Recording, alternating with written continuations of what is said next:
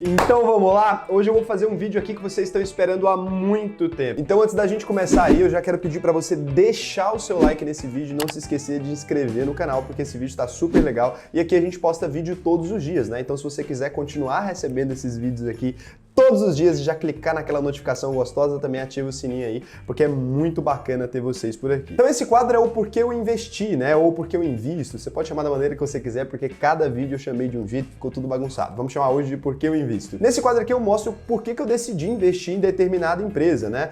Por que eu decidi incluir então essa empresa na minha carteira. Aquele cara que já é sardinha raiz aí, ele já deixa o like e vem na confiança logo nesse momento do começo do vídeo, porque ele sabe que vídeo desse nível aqui dá muito trabalho de ser feito, é realmente um apanhado geral sobre a empresa, né? Então aqui eu falo racional sobre o meu processo de tomada de decisão, só que muito simplificado. Então não incorra ali no erro de decidir investir numa empresa só porque eu falei o nome dessa empresa aqui nesse quadro. Por quê, né? Você não sabe exatamente por que eu decidi investir nessa empresa, por que eu incluí essa empresa na minha carteira. O que você vê aqui é uma simplificação disso. Tem vezes que eu levo ali mais de 3 meses para decidir investir em uma empresa, tá? É um processo muito longo aí, como vocês viram agora para investir na B3. Eu tô falando dela aí, ó, desde o ano passado, né? E só tomei a decisão de fato comprar ações dela agora, né? Então isso aqui não é uma recomendação de compra nem de venda, não faz nenhum sentido você investir numa empresa só porque você viu alguém no YouTube falando sobre ela. Se você fizer isso muitas vezes, certamente você vai perder dinheiro, tá? Então não faça isso. Então sem mais enrolação, a gente vai começar direto aqui a falar da Santos Brasil,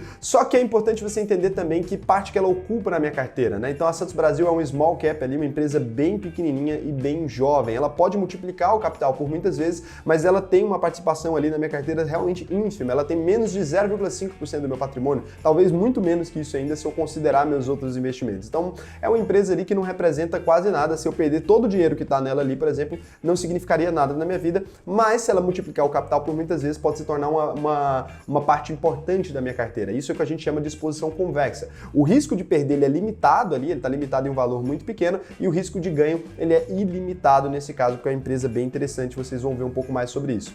E aí na parte ali mais sólida da minha carteira, é óbvio que eu jamais colocaria com grande exposição uma small cap de 23 anos de idade aí na minha carteira ali em um setor que está em expansão no Brasil, mas que apesar de ser um setor perene, nunca vai parar o transporte e não se sabe se a Santos Brasil vai permanecer aí por mais muitos anos, né? A gente investe aqui pro longo prazo e a gente tem que ter esse tipo de consciência quando a gente está falando de uma empresa ali que é desse nível aqui da Santos Brasil, que é uma empresa bem pequenininha e que não tem uma grande relevância. Dados esses avisos aqui, vamos seguir a primeira regra do Peter Lynch ali, que investir é procurar uma boa história. Se você não conhece o Peter Lynch ainda, cara, dá uma pesquisada, que ele é um cara fantástico. Eu vou mostrar para vocês aqui então como que a gente pode procurar uma boa história da empresa. Eu sempre, antes de investir, começo analisando a história da empresa, tá? Eu observo ali a empresa no dia a dia, observo tudo sobre ela, mas depois eu vou olhar a história da empresa, porque a história da empresa diz muito sobre o que ela vai fazer no futuro. É sempre assim, se você quer saber ter um vislumbre do futuro, você tem que dar uma olhada bem pesada para o passado, porque normalmente os ciclos se repetem, tá? Isso não só com empresas, como com qualquer outra coisa na história da humanidade. Então, a história da Santos Brasil tem início ali em 1997, por isso que ela é uma empresa de 23 anos aí, bem jovenzinha, mais jovem que eu, quando ocorre ali a constituição dessa empresa, né? E logo em seguida, ela fez a aquisição em leilão da Tecon Santos pelo consórcio Santos Brasil por um prazo determinado na época, que seria então de 25 anos. Depois de mais de uma década ali de desenvolvimento e expansão das atividades nesse terminal que ela adquiriu ali, o direito de explorá-lo, a empresa decide realizar uma oferta pública inicial de suas ações ali mais ou menos em 2006. E aí que começa a nossa história com ela, né? Abriu ali na Bolsa de Valores. Inicialmente, a Santos Brasil não estava no nível 3 de governança, tá? Se você não conhece os 3 níveis de governança, tem o nível 1, 2 e 3, sendo o melhor nível de governança possível o nível 3, tá? O nível 3 já é o que a gente chama de novo mercado, né? Então ela estava ali inicialmente no segmento de estágio de nível 2, que é um bom nível, mas não era maravilhoso. O nível de governança das empresas ali diz respeito a muitas coisas, né? A quantas ações estão em free float ali, por exemplo, no nível 3 de mercado, no novo mercado, você tem que ter no mínimo 25% das ações em free float. Antigamente não existia regra, né? Agora, hoje em dia, até no nível 1 você precisa ter 25%, mas antigamente não existia essa regra. As empresas do novo mercado, elas não podem ter ações preferenciais, elas só podem ter ações ordinárias ali. Então, antigamente, a Santos Brasil tinha ações preferenciais, né? O ANPN. No conselho de administração dessa empresa tem que ter no mínimo 5 membros para ela ser considerada ali uma empresa de novo mercado, né? A empresa ali tem que mostrar as demonstrações financeiras em padrão internacional. No nível 1 não era era obrigatória, era facultativo, no nível tradicional também não, no nível 3 é obrigatório ela apresentar. A empresa tem que ter o tag along ali, né, de pelo menos 80% nas preferenciais se ela quiser ser de nível 2 e de 100% e só tem ações ordinárias no novo mercado. Então ela cumpre todas essas regras aí hoje em dia, mas na época não cumpria. Ela também se sujeita à Câmara de Arbitragem da Bovespa, né, que hoje em dia é obrigatório para as empresas do novo mercado. Então, hoje em dia a Santos Brasil é novo mercado, mas ela surgiu ali no nível 2 de governança e melhorou, né? Em 2007 ela realizou ali o início das obras de expansão da Tecon Santos e adquiriu a Mesquita S.A. Transportes e Serviços, que hoje em dia é esse braço, né, de logística ali, que é chamado Santos Brasil Logística. Em 2008 a Santos Brasil passou a deter o controle arrendatário do terminal de contêineres do Porto de Vila do Conde no Pará também, né? Após uma reestruturação acionária da empresa ali. Ainda nesse mesmo ano, a empresa, através da subsidiária integral Tecon Imbituba S.A., é declarada vencedora do processo licitatório ali de arrendamento do terminal de contêineres no Porto de Imbituba, no estado de Santa Catarina. Então foi crescendo pra caramba, né? No ano seguinte, também por meio de um arrendamento, ela adquiriu ali o terminal de veículos também em Santos por 25 anos, ampliando a base de serviços ofertados. Em 2015, a empresa atingiu uma meta importante de produtividade no terminal de Santos, que foi a marca de 225 mph, né? 225 movimentos por hora ali, recebendo a aprovação da Secretaria Especial de Portos, a CEP, para antecipação da prorrogação do contrato. Então, ela fez um trabalho bem feito, conseguiu ali já receber essa antecipação, fazendo com que a concessão do maior terminal de contêineres da América do Sul fosse renovada por mais 25 anos aí para a Santos Brasil. Então, em 2016, a Santos Brasil decidiu ingressar aí no novo mercado, né? Voluntariamente, ela tomou essa decisão voluntariamente. No futuro, a gente só deve ter empresas do novo mercado. Não sei quanto tempo vai demorar, mas deve chegar nesse ponto. Mas a Santos Brasil decidiu voluntariamente aí melhorar as práticas de governança para tratar melhor do acionista aí, para cuidar bem dos pequenos investidores, né? Então, foi muito interessante porque eles cumprem bem mais regras do que a legislação brasileira pede. Em 2017, ali ocorreu a assinatura de um importante contrato referente ao terminal de contêineres de Vila do Conde, né? Que previa a prorrogação antecipada do prazo de arrendamento por mais 15 anos também, ponto para Santos Brasil, possibilitando a continuidade das operações da empresa no norte do país. Ao mesmo tempo ali, a Santos Brasil se comprometeria a investir 37,24 milhões na ampliação e modernização desse terminal, totalizando aí 129 milhões até 2033, né? Então ela fez um compromisso ali para poder garantir esse contratinho aí. Mais recentemente, em 2018, a empresa alcançou outra marca de eficiência operacional, dessa vez com a incrível marca de 243,58 movimentos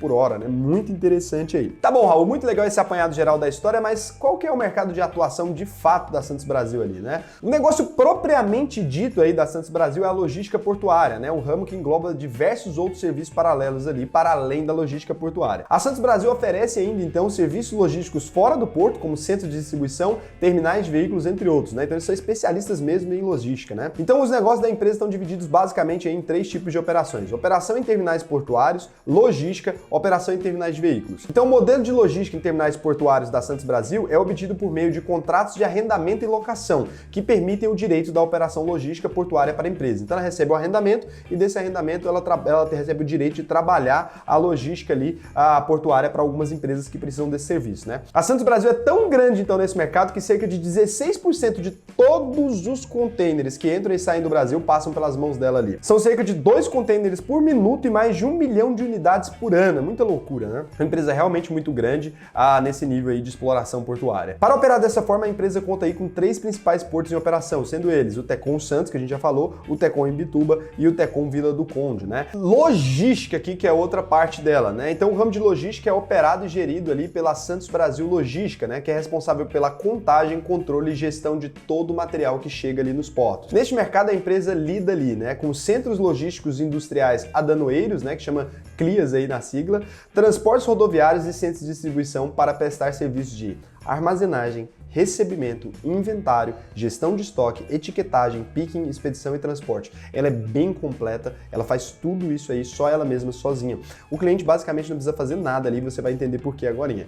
Nesse ramo, além da operação no próprio porto, a Santos Brasil opera também a logística para além das instalações portuárias, levando a mercadoria para os seus centros de distribuição e transportando todo o material até o consumidor final, se for o caso. Então, muitas vezes ela leva até o consumidor final, ela cuida de toda a logística. É muito foda empresa que faça isso. Isso é uma mão na roda, acredite. Para fazer tudo isso acontecer, a Santos Brasil possui uma frota própria de mais de 130 caminhões. Então, além da logística portuária, ela ainda garante que vai chegar ali nos lugares com os caminhões também. Além de investimento em tecnologia, logística e gestão de embarcações. Então, ela faz tudo isso aí para o cliente. Cara, tudo mesmo, né? Então, a cadeia de logística, resumidamente aqui, é só para você entender como funciona esse processo todo, né? A empresa recebe o container em sua primeira frente de atuação. Ela descarrega tudo, faz a contagem e o gerenciamento desse estoque para o cliente. Ela coleta e despacha para os centros de distribuição e depois transporta para o consumidor final. É loucura. Terminais de veículos também são outro braço aí da Santos Brasil, né? Localizado ao lado do Tecon de Santos, o TEV é o maior terminal de veículos do Brasil, tá?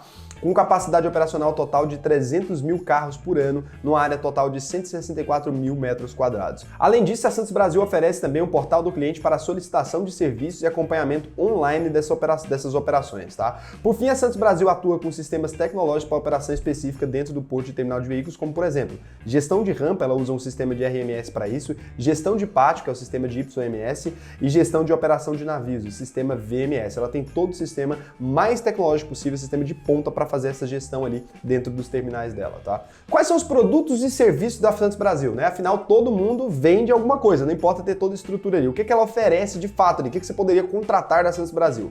Ela oferece, então, transporte e logística de contêineres e embarcações, logística portuária interna, gerenciamento e supervisão de cargas e materiais, armazenagem e gestão de mercadorias, transporte e logística para além do porto, armazenagem de veículos também, se você precisar.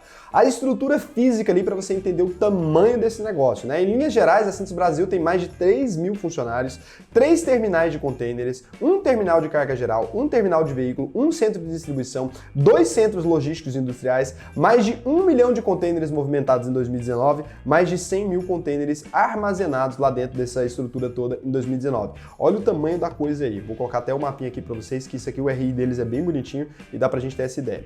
Tá, Raul, quem que é dono desse negócio? Se eu investir, quem vão ser meus sócios ali, né? Então, o primeiro sócio ali mais importante é o The Bank of New York, né? Com 29,70% das ações de Santos Brasil.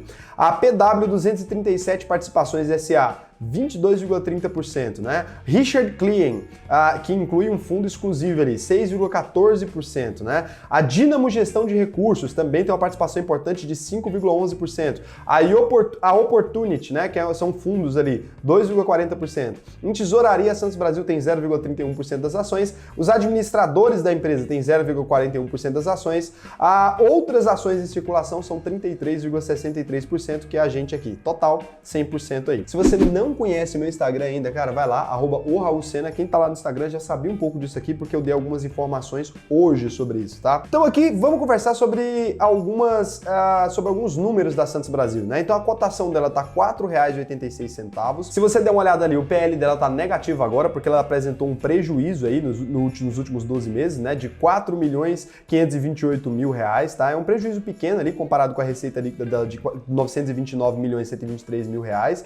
O patrimônio líquido da empresa é bem relevante ali, então ela tem R$ 1.324.970.000 de patrimônio. A dívida bruta dividida pelo patrimônio é de 0,33, não é uma empresa excessivamente endividada, é uma dívida bem sob controle. O ROI dela tá negativo agora porque ela não tá tendo um retorno ali. Você consegue ver aí que o PL dela é negativo em 715,95, o PVP dela, né, quantas vezes você tá comprando ali, quantas vezes você tá avaliando o patrimônio dela, tá em 2,45 vezes ao preço que ela tá hoje. É lógico que por conta da crise ela tem uma série de problemas ali, não é uma empresa que está dando lucro agora, está extremamente redondinha, mas é uma empresa com extremo potencial aí para o Brasil, assim que o coronavírus der um tempo aí, der uma folga dela crescer, né? Então em 2020 ela teve uma queda de 40,55%, o que se configurou aí como uma excelente oportunidade para quem queria entrar na empresa, né? É uma queda bem alta, ela vinha de uma alta frequente ali, em 2017 ela tinha chegado a subir 41,25%, em 2018 ela tinha chegado a subir 24,78%, em 2019 ela tinha chegado a subir 93,38%, tá? E aí esse ano ela deu uma folga aí nos números que para quem queria entrar foi ideal, né? Então foi uma bela oportunidade que se configurou, muita gente entrou nela aproveitando essa oportunidade aí, mas é uma empresa que tá aí nesses problemas agora, lógico, né? No coronavírus, uma empresa que trabalha com logística ali teve os problemas terríveis para manter o porto funcionando, ela chegou a pausar as operações ali ou manter só operações mínimas ali, foi bem complicado essa fase para Santos Brasil. É normal que a gente visse essa queda na empresa, tá? Então quais são os grandes trunfos aí? Quais são as grandes vantagens vantagens da Santos Brasil. Ela é uma empresa diversificada, tanto no ramo de logística portuária, quanto no ramo de logística como um todo. Você viu ali que ela tem carros, ela tem tudo, é muito interessante. Então o ramo de logística aqui é um segmento que pode crescer bastante no longo prazo. Aqui a gente só fala de longo prazo, né? Apesar de ser um dos maiores no segmento, o Brasil ainda opera muito pouco da sua capacidade. Olha o tanto que a gente tem ainda a ser explorado, né? Aqui nesse ranking você consegue ver ainda a liberdade econômica no Brasil ainda não é das melhores, tá? A gente tá horrível nesse ponto, a gente tem que se abrir muito mais ainda para o mercado exterior. O Brasil ainda é um país muito protecionista, muito fechado. Isso tende a mudar nos próximos anos, a gente deve exportar cada vez mais também, porque a gente tem produzido bastante. Então, a tendência no futuro é que isso melhore no Brasil, porque o Brasil é um produtor gigante, né? Você consegue ver nesse gráfico aí que ainda existe possibilidade pra gente ir muito longe nisso aí. E ainda sobre crescimento, o Porto de Santos é um dos maiores do Brasil. Qualquer coisa que crescer aí nesse setor gera lucro ali para Santos Brasil, querendo ou não tem como, né? E ainda existem projetos para ampliar o Porto de Santos, né? Ele pode ampliar a capacidade aí até 49% em 20 anos. Então, no longo prazo ali, a tendência é que a Santos Brasil realmente se torne uma empresa gigante, tá? E quais são as desvantagens, né? Toda empresa tem uma vantagem, toda empresa tem uma desvantagem. Então, isso aqui a gente falou do que pode acontecer, do que pode melhorar. A Santos Brasil é uma empresa muito boa, ela trabalha em todas as esferas da logística ali. A logística é um compromisso aqui dos governos brasileiros nos últimos aí 20 anos, todo governo fala de logística, de melhorar a logística, né? E a Santos Brasil é uma empresa que se beneficiaria disso. Mas quais são as desvantagens, né? Esse setor é extremamente sensível, qualquer desentendimento comercial entre países pode influenciar a quantidade de containers e com isso a empresa perde, né? Então, o Bolsonaro falou uma bobagem para outro país ali, a diplomacia do Brasil deu errado em algum ponto, a Santos Brasil, se lasca imediatamente. Igual agora, coronavírus, deu qualquer problema, se lasca. Então, qualquer coisa, é um setor extremamente sensível, ultra sensível, qualquer coisa pode negativar os números ali. Qualquer coisa mesmo. A empresa apresenta prejuízos ao longo da sua história por causa disso, né? Então, se você olhar ali, a Santos Brasil nunca teve lucro consistente, mesmo sendo uma empresa muito interessante, a margem líquida é extremamente apertada e não é uma empresa de grande distribuição de dividendos aí para quem gosta de dividendos, né? Então, essas são desvantagens ali. Eu gosto muito de Santos Brasil, acredito muito no potencial da empresa no longo prazo. Quem é meu sócio, comenta aí, se alguém for meu sócio em Santos Brasil. O vídeo de hoje foi só, um beijão e até o próximo vídeo. Vocês me desculpem aí se eu falei meio zoado hoje, eu tô aqui fazendo uns exames, eu tô cheio de aparelho aqui, o troço tá toda hora me apertando, tá horrível. Então, até mais, beijão, até o próximo vídeo.